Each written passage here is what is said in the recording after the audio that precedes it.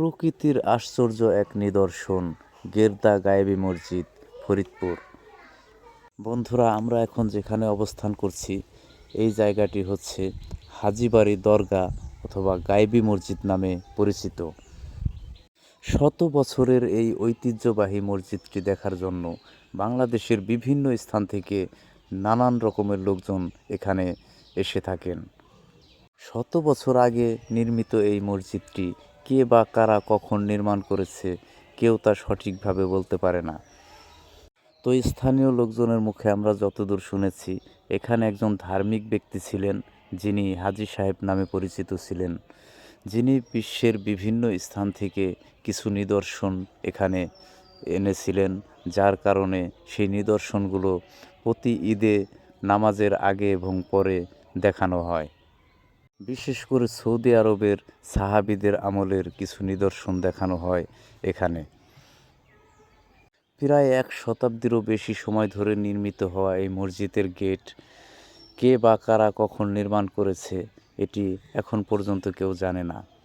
এখানে আপনারা দেখতে পাচ্ছেন যে কালো পাথরটি, এই পাথরটি আসলে কি পাথর এটা আসলে বোঝাই খুব কষ্ট। এটি মনে হয় না যে কোনো মানুষের হাতে তৈরি। তো যাই হোক বন্ধুরা, এই মসজিদটি আমরা আপনাদেরকে ঘুরে ঘুরে দেখাবো। তো অত্যন্ত সুন্দর করে পরবর্তীতে এই মসজিদটি নির্মাণ করা হয়। এখানে বিভিন্ন জায়গা থেকে লোকজন আসে, নামাজ পড়ে এবং ঈদের জামাত অনুষ্ঠিত হয় এখানে। চারপাশে সুন্দর খুব মনোরম পরিবেশ।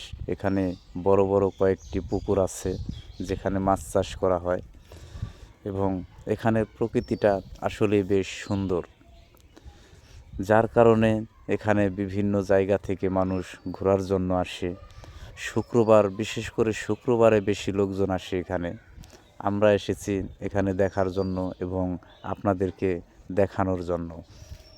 তো বন্ধুরা, আপনারা যে যেখান থেকেই আসেন না কেন, ফরিদপুর শহর থেকে আপনারা যে কোনো গাড়িতে, অটো গাড়িতে চলে আসতে পারবেন এখানে। অটো অথবা রিকশায় করে, অথবা যদি প্রাইভেট গাড়ি থাকে তাও আপনারা চলে আসতে পারবেন। এখানে অনেক নিদর্শনের কথা উল্লেখ করা আছে, আপনারা আসলেই দেখতে পারবেন। ফরিদপুরের সদর উপজেলার গেরদা ইউনিয়নের গেরদা হাই স্কুল থেকে একটু দূরেই এই গায়েবী মসজিদটির অবস্থান। সবাই ভালো থাকবেন। ভিডিওটি ভালো লাগলে অবশ্যই শেয়ার করে দেবেন।